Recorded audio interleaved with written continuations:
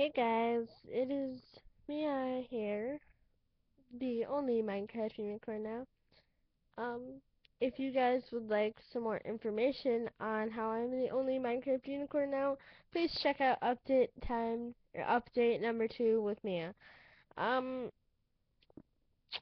as I said in update number 2, we're going to be reading. Um, I got this book at the library, and I've never read it. So I wanted to read it, and I've heard lots of good things about it. So, and it's, how many pages is it? Let's see. I think there's 3 books in the series. So, it's Match, Crossed, and Reached, I do believe. Um, 1 second here. I think there's like 365 pages. No, there's 366. Okay, so there are 366 pages. We will be on each little reading segment here, on each little reading video, we will cut this into chapters. So like chapter 1 video. Yeah, so they might be a little longer, more lengthy in time, whatever. Alright, so you guys, let's start here. So, Matched by Ally Condle, I think that's how you say it. Alright, 1 second. Okay, the matching ceremony. Cassia Reyes, the Society is pleased to present you with your match. I smiled as Alexander's face appears on the port screen, immediately following the recorded message. It's a good picture of him. As always, his smile looks bright and real. His blue eyes kind. I am such a bad eater. He is handsome. I never dared to think that he might be my match. Of course, but now that it's happened, I am interested, intrigued, a little scared about how this might change our friendship, but mostly just happy. I read up to touch the words courtship guidelines on the screen, but before I do, Alexander's face darkens and then disappears. The port screen beeps, sorry. The port screen beeps and the voice says again, Cassia Reyes, the Society is pleased to present you with your match. My heart stops and I can't believe what I see. A face comes back into view on the port in front of me. It is not Alexander. Ooh, snap. That was just the prologue. Alright, that's fine. First, Scott, who always believes. Alright, matched. Chapter 1. Now that I found the way to fit. Okay, let me restart there. Now that I've found the way to fly, which direction should I go into the night? My wings aren't white or feathered, they're green, made of green silk, which shudders in the wind and bends when I move, first in a circle, then in a line, finally in the shape of my own invention. The black behind me doesn't worry me, neither do the stars ahead. I smile at myself, at the foolishness of my imagination. People cannot fly, though before the Society there were myths about those who could. I saw a painting of them once, white wings, blue sky, golden circles above their heads, eyes turned up in surprise as though they couldn't believe what the artist had painted them doing, couldn't believe that their feet didn't touch the ground. I think they're talking about angels here. Those stories weren't true, I know that, but tonight it's easy to forget. The air train glides through the starry night so smoothly, and my heart pounds so quickly, that it feels as though I could soar into the sky at any moment. What are you smiling about? Alexander wonders as I smooth the folds of my green silk dress down neat.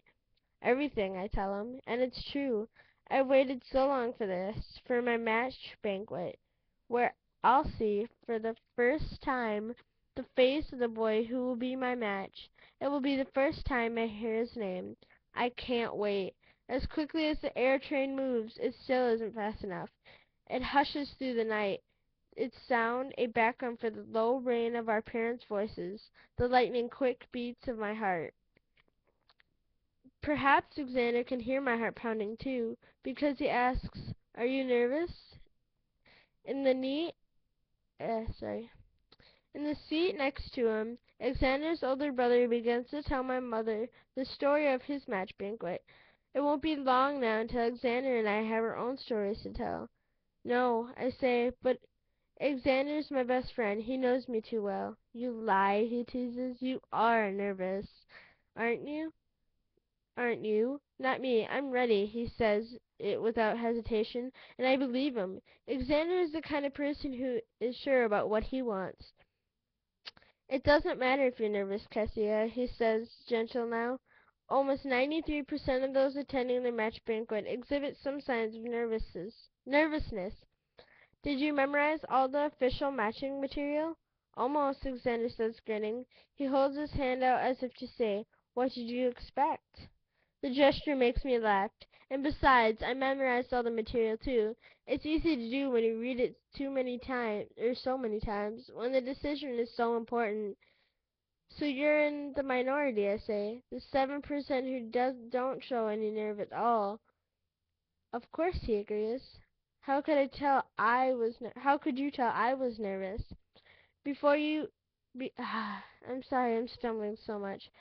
Because you keep opening and closing that. Alexander points to the golden object in my hands. I didn't know you had an artifact.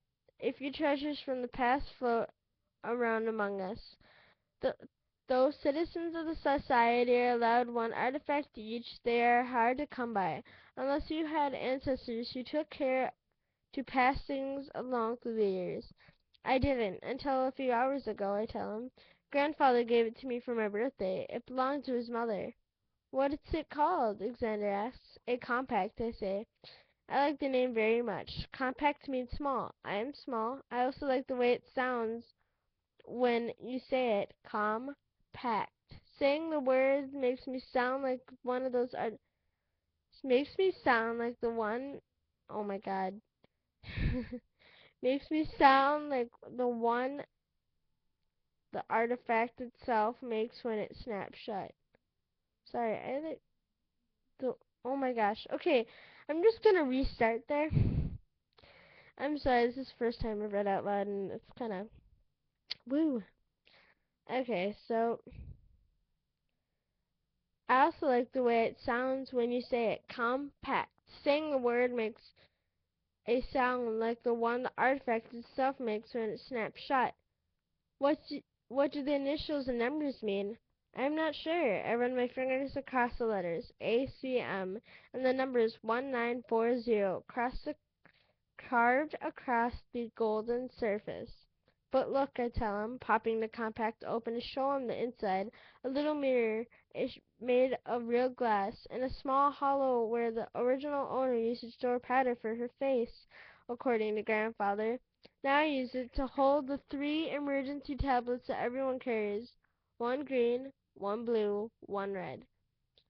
That's convenient, Alexander says. He stretches out his arms in front of him, and I notice that he has an artifact too. A pair of shiny platinum cufflinks. My father let me these, but you can't put anything in them. They're completely useless. They look nice, though. My gaze travels up to Alexander's face, to his bright blue eyes and blonde hair above his dark suit and white shirt. He always had been handsome, even when we were little. But I've never seen him dressed up like this. Boys don't have as much leeway in choosing clothes as girls do. One suit looks much like another. Still, they get to select the color of their shirts and cravats. And the quality of the material is much finer than the material used for plain clothes. You look nice. The girl who finds out that he's her match will be thrilled. Nice, Alexander says, lifting his eyebrows. That's all? Xander, his mother says next to him, amusement mingled with reproach in her voice. You look beautiful, Xander tells me, and I flush a little. Even though I've known Xander all my life, I feel beautiful in this dress, ice green, floating, full-skirted. The unaccustomed smoothness of silk against my skin makes me feel lithe and graceful. Next to me, my mother and father each draw a breath as City Hall comes into view. lit up white and blue and sparkling with the special occasion lights that indicate a celebration is taking place. I can't see the marble stairs in front of the hall yet, but I know that they will be polished and shining. All my life I have waited to walk up those clean marble steps and through the doors of the hall, a building I have seen from a distance but never entered. I wanted to open the compact and check in the mirror to make sure I looked my best, but I didn't want to seem vain, so I sneak a glance at my face and its surface instead. The rounded lid of the compact distorts my features a little, but it's still me. My green eyes, my coppery brown hair, which looks more golden in the compact than it does in real life, my straight, small nose, my chin with a trace of a dimple like my grandfather's, all the outward characteristics that made me Cassia Maria Reyes, 17 years old exactly. I turned the compact over in my hands, looking at how perfectly the two sides fit together. My match is already coming together just as neatly. Beginning with the fact that I am here tonight, since my birthday falls on the 14th, the day the banquet is held each month. I always hoped that I might be matched on my actual birthday, but I knew it might not happen. You can be called up for your banquet any time during the year after you turn 17. When the notification comes across the port 2 weeks ago that I would indeed be matched on the day of my birthday, I could almost hear the clean snap of the pieces fitting into place, exactly as I've dreamed for so long. Because although I haven't had time to wait a full day for my match, in some ways I have waited all my life. Cassia, my mother says, smiling at me. I blink and look up startled. My parents stand up, ready to disembark. Xander stands too, and straightens his sleeves. I can hear him take a deep breath, and I smile to myself. Maybe he is a little nervous after all. Here we go, he says to me. His smile is so kind and good. I'm glad we were called up the same month. We've shared so much of childhood, it seems we should share the end of it too. I smile back at him and give the best greetings we have in the society. I wish you optimal results, I tell Alexander. You too, Cassia, he says. As we step off the air train and walk towards City Hall, my parents each link an arm through mine. I am surrounded, as I always have been, by their love. It is the only it is only the three of us tonight. My brother Bram couldn't come to the match banquet because he is under 17, too young to attend. The first one you attend is always your own. I, however, will be able to attend Bram's banquet because I am the older sibling. I smile to myself, wondering what Bram's match will be like. In 7 years, I will find out. But tonight is my night. It is easy to identify those of us being matched. Not only are we younger than all the others, but we also float along in beautiful dresses and tailored suits, while our parents and older siblings walk around in plain clothes, a background against which we bloom. The city officials smile proudly at us, and my heart swells as we enter the rotunda. In addition to Xander, who waves goodbye to me as he crosses the room to his seating area, I see another girl I know, named Leah. She picked the bright red dress. It is a good choice for her, because she is beautiful enough that standing out works in her favor. She looks worried, however, and she keeps twisting her artifact, a jeweled red bracelet. I'm a little surprised to see Leah there. I would have picked her for a single. Look at this china, my father says as we find our place at the banquet tables. Reminds me of the Wedgwood pieces we found last year. My mother looks at me and rolls her eyes in amusement. Even at the match banquet, my father can't stop himself from noticing these things. My father spends months working in old neighborhoods that are being restored and turned into new boroughs for public use. He sifts through the relics of a society that is not as far in the past as it seems. Right now, for example, he is working on a particularly interesting restoration project, an old library. He sorts out the things the society has not marked as valuable from the things that are marked as valuable, and from the things that are not. But then I have to laugh because my mother couldn't help but comment on the flowers, since they fall in her area of expertise in the arbitorium. I'm not sure how to say that. Oh, Cassia, look at the centerpiece, Lilies. She squeezes my hand. Please be seated, an official tells us from the podium. Dinner is about to be served. It's almost comical how quickly we all take our seats, because we might admire the china and the flowers, and we might be here for our matches, but we also can't wait to taste the food. I bet it's delicious.